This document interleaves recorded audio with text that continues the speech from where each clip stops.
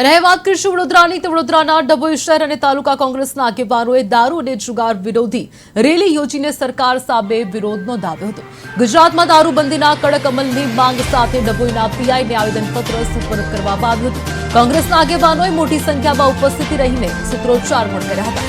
આવેદનપત્રમાં રાજ્ય સરકાર અને ભાજપ પર ગંભીર આક્ષેપો કરવામાં આવ્યા હતા।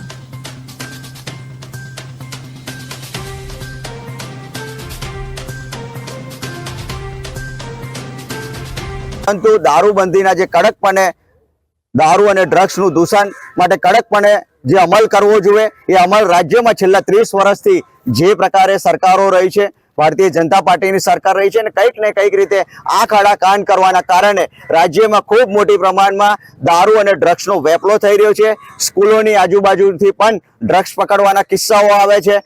કોઈક જગ્યાએ ધાર્મિક સ્થાનોની આજુબાજુ પણ એવા જે બુટલેગરો છે એવા ધંધા દારૂના કરી રહ્યા છે, જેથી કરીને લોકોની આસ્થા સાથે પણ ખિલવાડ કર્યો છે। એક પ્રકારે જે પ્રકારે તો ખાસ કરીને મારી જાગૃત જનતાને પણ અપીલ છે। અત્યારે ડભોઈ ખાતે અમે આવ્યા છે અને અહીંયાથી રાજ્યના પોલીસ વડાને, પોલીસ ઇન્સ્પેક્ટર શ્રીને આવેદનપત્ર આપીને રાજ્યના પોલીસ વડા સુધી જે રાજ્યમાં જે છેલ્લા 5 વર્ષમાં 93,000 કિલો કરતા પણ વધારે ડ્રગ્સ પકડાયું છે, 22,000 લીટર કરતા પ્રવાહી છે એ પણ પકડાયું છે દારૂનું। તો ખાસ કરીને મારી રાજ્યના પોલીસ વડાને અહીંના આવેદનપત્રના માધ્યમથી અપીલ છે કે માતાઓ અને બહેનોનું પણ ખાસ કરીને જે રજૂઆત છે એ સૌ રજૂઆત રાજ્યના પોલીસ વડા સુધી પહોંચે, આ રાજ્યના સરકાર સુધી પહોંચે અને દારૂ અને ડ્રગ્સની જે કડકપણે અમલ કરવામાં આવે, જેથી કરીને રાજ્યનું યુવાધન બરબાદ થતું અટકે। પરંતુ દારૂબંધીના જે કડકપણે